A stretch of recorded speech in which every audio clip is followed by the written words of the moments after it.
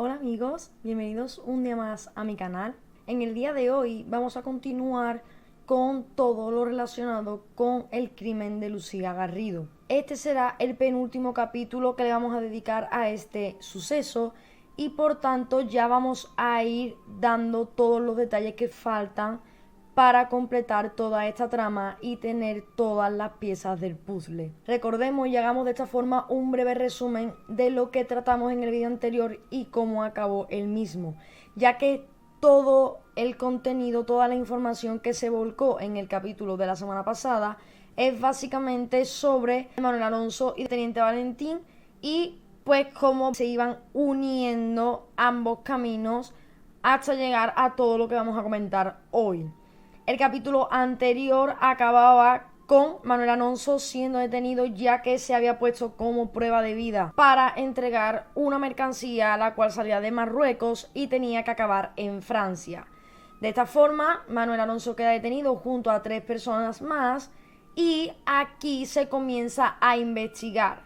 Curiosamente, como la EDOA era quien cubría ese territorio y estaba mandando el Teniente Valentín, era solo cuestión de tiempo que todo esto se investigase y que ambos nombres, tanto el de Manuel como el del Teniente Valentín, aparecieran juntos y obviamente teniendo relación uno con el otro. Te recomiendo que de todas formas te pases por los vídeos anteriores que le hemos dedicado a este caso para no perderte nada, ningún detalle, ningún dato y también para poder entenderlo todo de forma cronológica, porque básicamente es como he intentado hacerlo aquí conforme se fueron descubriendo las cosas y también conforme se fueron medianamente haciendo. Así que te invito a que te pases por los vídeos anteriores y así lo tengas todo más claro. Tras que Manuel Alonso quedase detenido y se viese que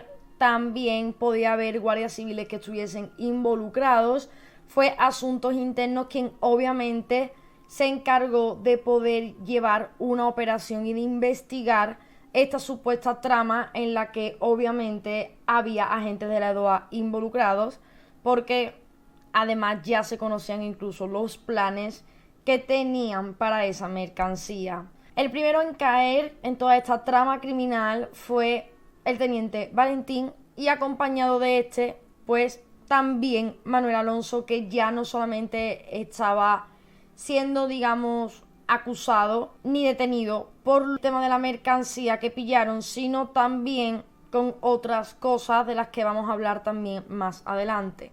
Todo esto era muy curioso porque ver a la persona que investigaba la muerte de Lucía, que era el Teniente Valentín, junto a el primer sospechoso de toda esta trama, que sería Manuel Alonso, teniendo relación entre sí, que se vieran juntos envueltos en esta trama, era verdaderamente extraño y, por qué no, también curioso. Y obviamente todavía quedaban por descubrir a muchas más personas que tuviesen que ver en este suceso. Con esto, pues obviamente no hay que ser muy listo ni muy lista para ver que tanto Manuel Alonso como Valentín tenían una relación previa, que se conocían, no se sabía desde hace cuánto tiempo, pero seguía siendo muy curioso que se conocieran y que el Teniente Valentín fuese quien llevase la investigación por la muerte de la exmujer de Manuel. Gracias a estos arrestos por el tema de los estupefacientes y también por esta operación que estaba llevando a cabo Asuntos Internos, se pudo reabrir el caso de Lucía, ya que Manuel volvía a estar sobre el plano y ya eran demasiados focos sobre él y en algún momento alguien, algún cuerpo, algún grupo, alguna persona tendría que hacer bien su trabajo y obviamente pues pararse a investigar siempre y cuando lo dejen, porque como sabemos no depende únicamente del policía, el guardia civil o quien sea que quiera investigar, sino que tienen que dejar que puedan investigar y que puedan meter mano en un caso y poder estudiarlo. El 17 de diciembre de 2010, el Teniente Valentín, el cual estaba puesto en libertad con cargos, debía testificar ante el juez encargado de este caso. Estaba acusado de varios delitos, tráfico de estupefacientes, asociación ilícita, cohecho, omisión de perseguir delitos y revelación de secretos. Estudiando e investigando a Valentín con lupa, se pudo descubrir también que este hombre tenía una base de datos, digamos, privada, que tenía todos los nombres de los que eran en ese momento sus confidentes y sus infiltrados, y a los cuales también tenía dados de alta. Esta base de datos funcionaba con el fin de que si algún agente de la Guardia Civil de la EDOA del Seprona buscaba a alguno de estos confidentes con la intención de abrir una investigación, ponerle algún antecedente, echarle un vistazo a su historial criminal, Valentín lo sabría básicamente en el primer momento, y de esta forma tenía un control absoluto de a quién se investigaba, porque aquí es cuando se dan cuenta que Manuel Alonso, para el momento en el que estaban investigando eso, que era diciembre de 2010, ya estaba dado de alta con unos meses de anterioridad.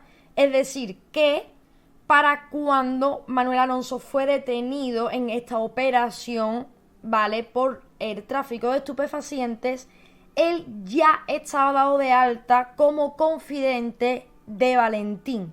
Para ser exacto, llevaba siendo confidente desde abril de ese mismo año, y por tanto ese dato corroboraba aún más la amistad y la relación entre ambos hombres. Este último, Manuel, no tenía libertad con cargos por este delito, directamente estuvo en prisión provisional, pasó 7 meses y salió en junio de 2011. Al ocurrir esto y que poco a poco se iba estrechando el cerco, la mujer de Ignacio Carrasco, llamada María, lo empujó y lo incitó a contactar con la familia de Lucía, en concreto con la hermana de esta, Rosa, para que junto a la Asociación Unificada de Guardias Civiles pudieran ayudarles y hacer justicia por este crimen. Este paso fue revelador y verdaderamente el empujón que toda esta trama criminal necesitaba para poder comenzar a resolverse. En noviembre de ese mismo año, en el año 2011, que estamos ahora mismo, se produce un robo por la noche en un depósito de sanidad donde se encontraba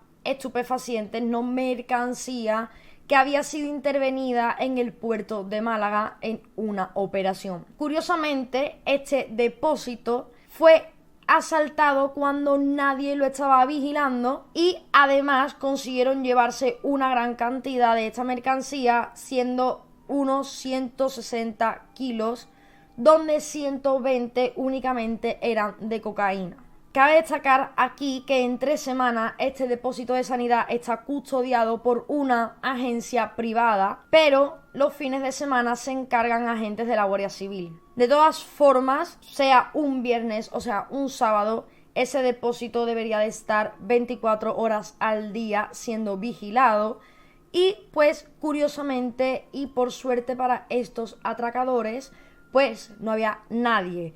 Tampoco nadie vio nada, nadie escuchó nada, no saltaron las alarmas, no se grabó nada en las cámaras de seguridad, y pues un cuartel de la Guardia Civil que estaba a escasos 200 metros tampoco escuchó ni vio nada. Hay que pensar que estos atracadores o estos asaltantes estuvieron un tiempo prolongado en este depósito, primero porque tenían que acceder al interior de este, luego tenían que acceder al sitio de la habitación donde se encontrase esta mercancía, suponiendo que no supieran dónde se escondía o dónde se guardaba, tendrían que haber mirado en muchos más sitios, y además básicamente porque tuvieron que cargar toda esa mercancía en una furgoneta. No eran 2 cajas, sino que era bastante como para haberlo hecho en 2 minutos,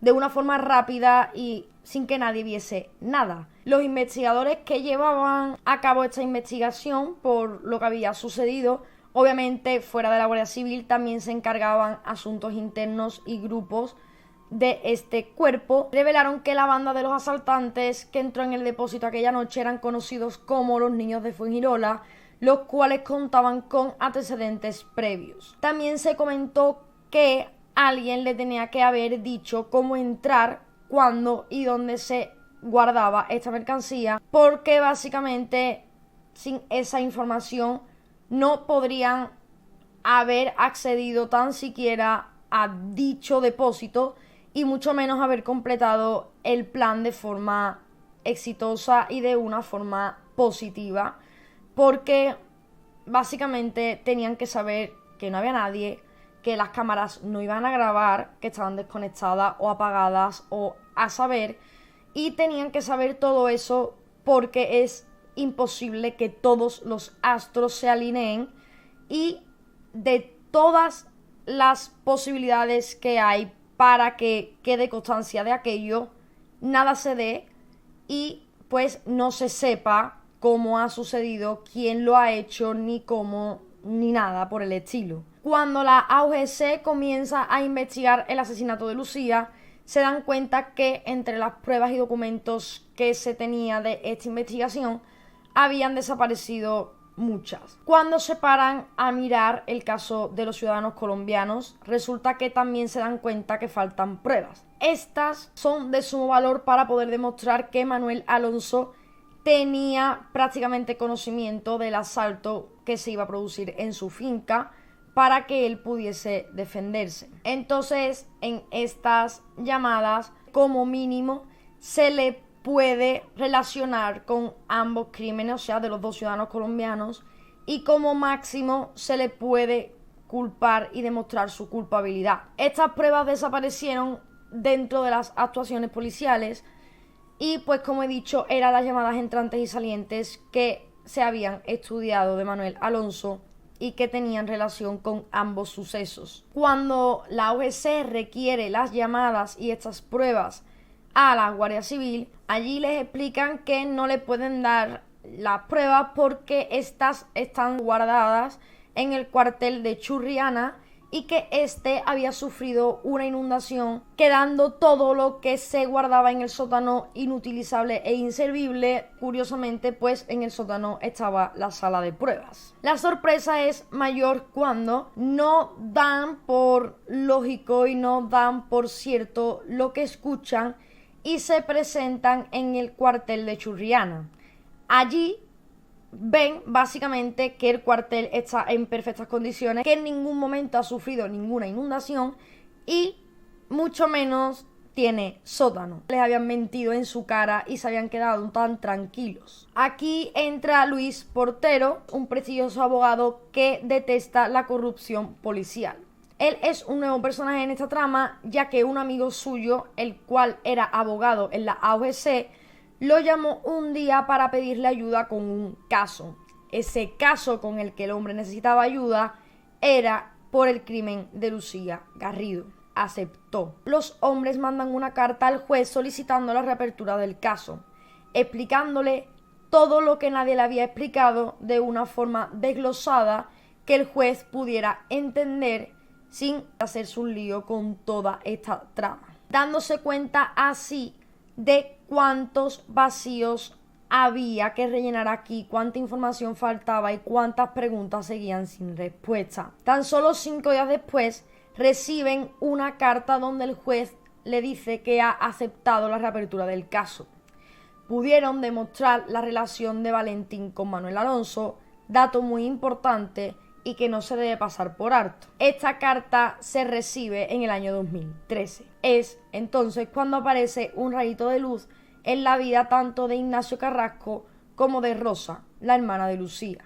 Desgraciadamente, esta última comenzó a desarrollar una dura enfermedad, un cáncer que poco a poco se iba extendiendo. Esto no le impidió en ningún momento seguir levantándose todas las mañanas con fuerza para seguir luchando y hacer justicia por su hermana. Tenemos que movernos un momento al año 2012, cuando comentamos en el vídeo anterior que se archivan todas las diligencias por el caso de las certificaciones ilegales de los gases. En el año 2013, año en el que estábamos comentando ahora mismo los hechos, y gracias al trabajo de Ignacio Carrasco y de todos los guardias civiles de la AUGC, también se consigue reabrir estas diligencias nuevamente para poder interrogar e investigar a todas las personas que tenían relación, ya que esto aún no se había realizado. En febrero de 2013, Alonso Gómez Ocón, el teniente del Seprona, resulta que es ascendido a jefe y es destinado a la línea de la Concepción. Otro punto caliente para el narcotráfico en España, porque sigue siendo costa y pues básicamente es por donde más se mueve. Aquí debemos de volver al caso de Lucía, cuando Manuel Alonso es citado para testificar ante el juez. Por sorpresa de todos, Manuel menciona la famosa carpeta de Lucía. De esta carpeta hablamos en el primer capítulo y decíamos que era el tesoro de Lucía porque ella ahí guardaba todos los documentos que podía, todos los chanchullos que Manuel tenía y además donde estaban involucrados guardias civiles y altos mandos. Lo que Manuel declaró fue que la carpeta estaba en la vivienda, que en ningún momento se había tocado, que seguía conservando dentro todo lo que Lucía dejó en su día y que si el juez se lo requería, que él lo podía entregar al día siguiente. En el juzgado se le dijo que sí, que debía entregarla y al día siguiente Manuel se presentó con la carpeta. Cuando esta se abre, en ningún sitio estaban los papeles que supuestamente Lucía había guardado.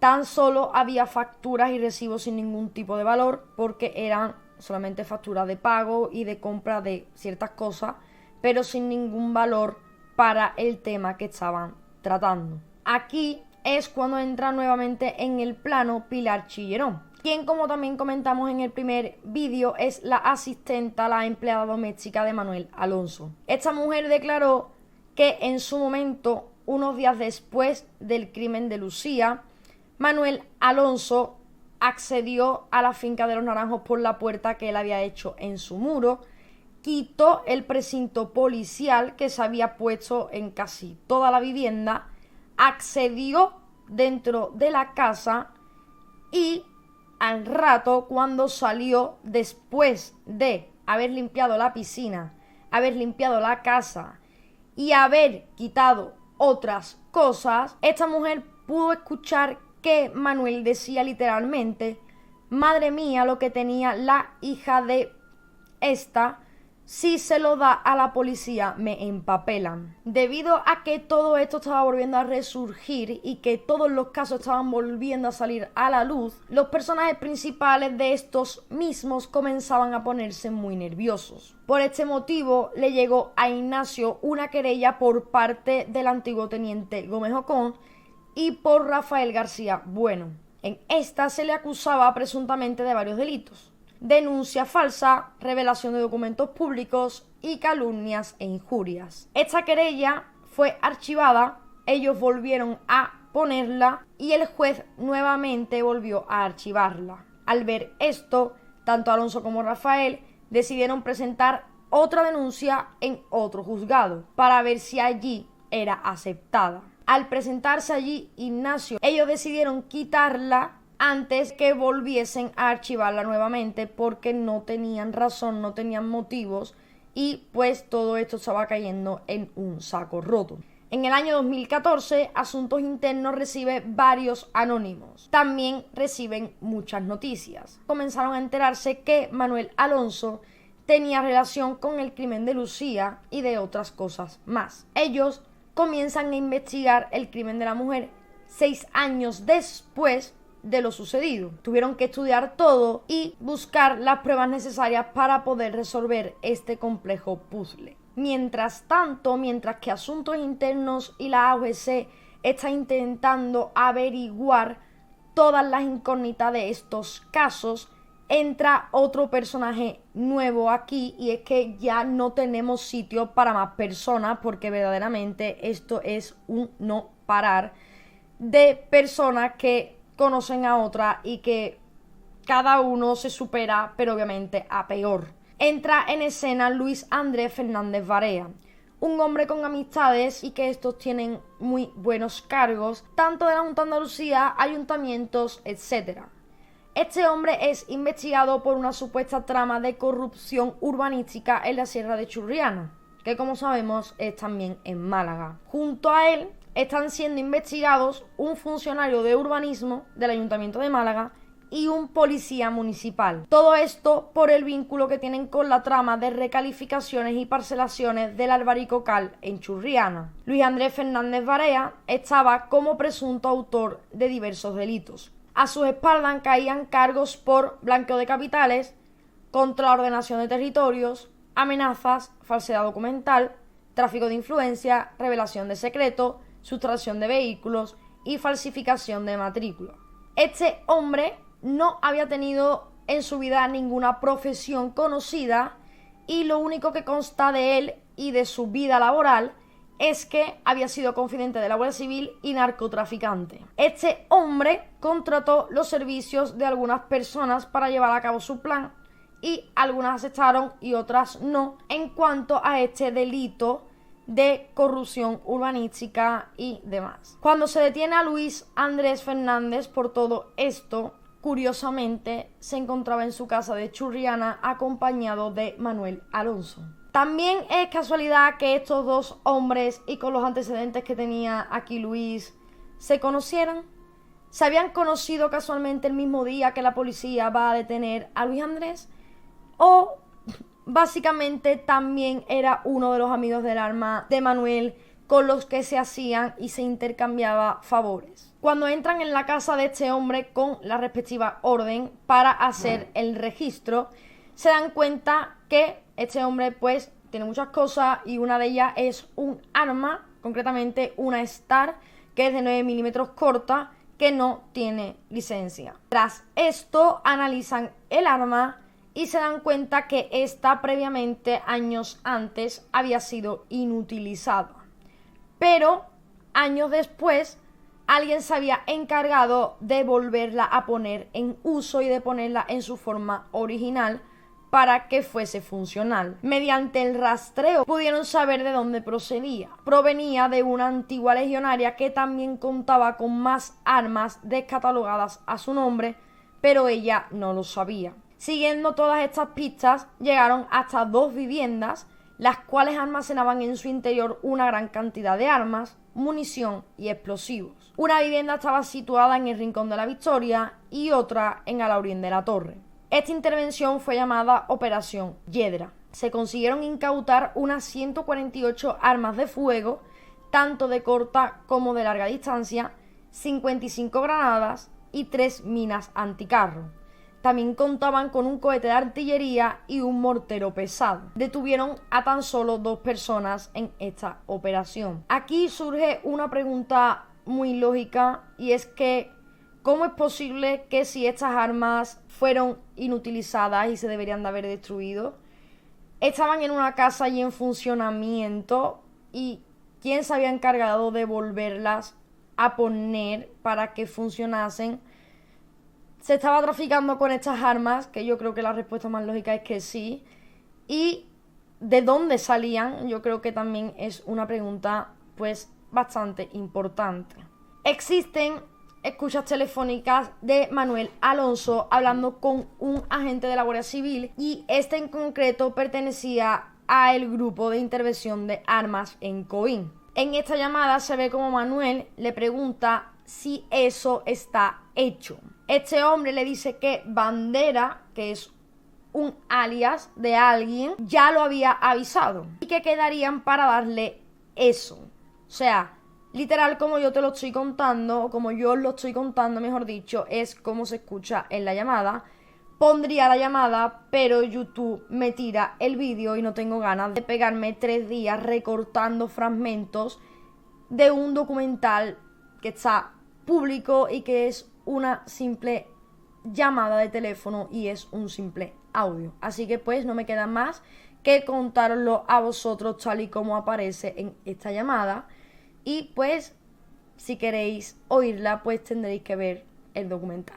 Esta llamada pues lo único que hace es aumentar la curiosidad y aumentar las ganas por saber qué es lo que ocurre aquí, porque básicamente había muchísimo secretismo en todas las llamadas que entraban y salían del móvil de este hombre. El Seprona de Málaga también estaba trabajando en la Operación Yedra y entre todos iban a ir consiguiendo poco a poco más hilos de donde tirar. La jueza instructora del caso por la muerte de Lucía, ordena a Asuntos Internos a investigar más a fondo todo lo relacionado con esta mujer. Aquí es cuando comienza la denominada Operación Telaraña, debido a la complejidad y de todas las personas que estaban involucradas. Este grupo, Asuntos Internos, se iba a encargar de esta investigación, pero principalmente se iban a encargar y se iba a estudiar el crimen de Lucía, quedando todo lo demás, que también estaba relacionado con Lucía y con Manuel,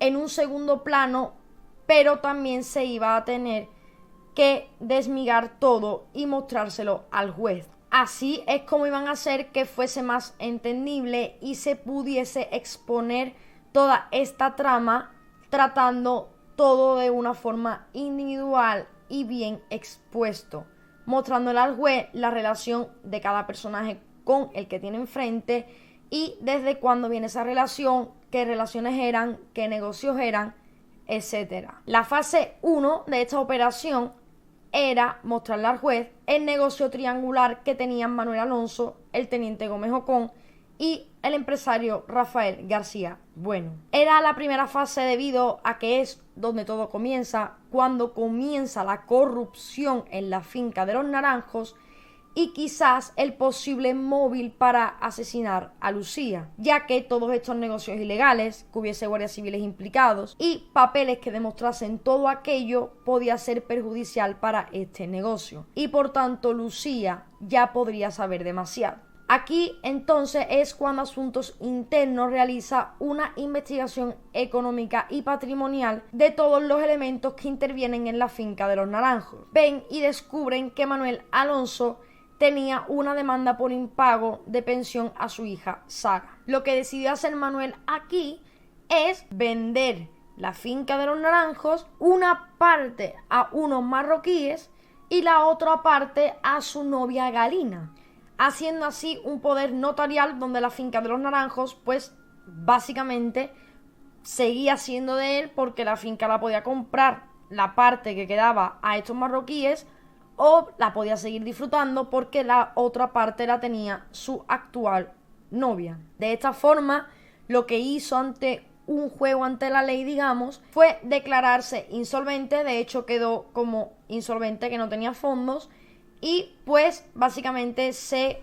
libró de pagar esta pensión por la cara, mientras se seguía investigando más pruebas por el crimen de Lucía. Y aunque parezcan miguitas, es bastante importante que este hombre decida no pagar la pensión, que decida hacer esto con la finca, porque se va viendo y corroborando aún más la personalidad de este hombre. Se llevaron, investigando este caso, otra sorpresa. Había unos CDs que eran pruebas de este caso, que tenían algunas llamadas de Manuel Alonso que podían ser importantes para entender todo el contexto de la muerte de la mujer. Estos CDs por alguien habían sido rayados y manipulados para que no se pudiese escuchar absolutamente nada o para que no se pudiesen entender lo que se decía en esas llamadas, quedando básicamente inutilizables para hacer una prueba en un juicio